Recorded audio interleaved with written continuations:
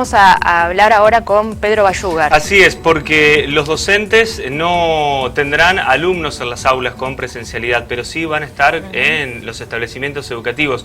Esta es la modalidad en estos días de restricciones. Agradecerle este tiempo a Pedro Bayugar, secretario general de SADOC. Pedro, ¿cómo estás? Buen día. ¿Qué tal? Buen día, ¿cómo les va? Bien, bueno, nosotros con esta noticia que lamentablemente se veía que iba a llegar en algún momento, porque al comenzar el mes de mayo ya la situación estaba muy complicada y las miradas estaban puestas justamente en la presencialidad. Sí. No conozco los motivos por los cuales no se tomó antes, porque en realidad desde salud y desde los efectores de salud había un reclamo constante: estamos al límite, no podemos más. Y en realidad no es que se deba tomar por lo que sucede en la escuela propiamente dicha. Se tiene que tomar por la movilidad, por la circulación de personas que genera la presencialidad, que no son solamente los docentes y los alumnos, que ya de por sí son más de 700.000, sino también los padres, los transportistas, en fin, una serie de personas que a la postre son los que provocan la circulación del virus involuntariamente, pero así es como se produce la circulación del virus y los contagios. Pedro, más allá de un número significativo también de contagios entre docentes y alumnos. A eso iba. ¿Ustedes tienen algún dato desde SADOC sobre cuál ha sido la incidencia dentro de los establecimientos privados? Nosotros tenemos los datos que nos ha brindado la misma ministra de Educación, que son números bastante preocupantes. Son de la semana pasada, pero a eso habría que agregarle un 30% más. La semana pasada estábamos en 2.000 contagios diarios en la provincia, y bueno, ayer estábamos en 3.500. Así que propiamente habría que sumarle un 30% más. Y eso nos habla, los números del Ministerio de Educación, nos habla de 1.100, 1.200 contagiados la semana pasada por día. Entonces, eso, por semana. Por semana, eso en el ámbito educativo. Sí, de docentes y alumnos, exclusivamente. Entonces, si a eso lo multiplicamos por 4, y tenemos más de 5.000, 6.000 casos de contagiados que van contagiando, digamos, en el transcurso de su vida. Claro. Y entonces realmente es muy preocupante.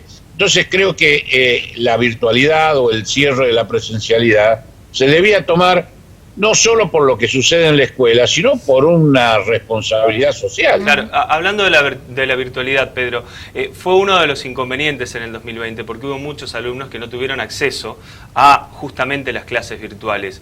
¿Cómo está ese tema, cómo está ese panorama, teniendo en cuenta que por lo menos vamos a tener hasta fin de mes virtualidad, pero no sabemos qué es lo que va a pasar después? Hay escasa conectividad, eso lo sabemos de antemano, pero sí existe la posibilidad de una virtualidad a través de medios gráficos, a través de folletos, de cuadernillos, que eso los ha provisto y los tiene que seguir proveyendo el Estado, el Ministerio de Educación. Es decir, estamos hablando concretamente que no será una virtualidad como uno se imagina a través de Internet, por computadora y demás, sino que será a través de otros medios también. Y bueno, eso va a suplir la posibilidad del contacto diario, que tendremos que asumirlo como un mal de este momento, en donde, repito, por responsabilidad social, porque ya no hay más camas, no hay más posibilidades de, pedirle al sistema sanitario que atienda a los que se contagian.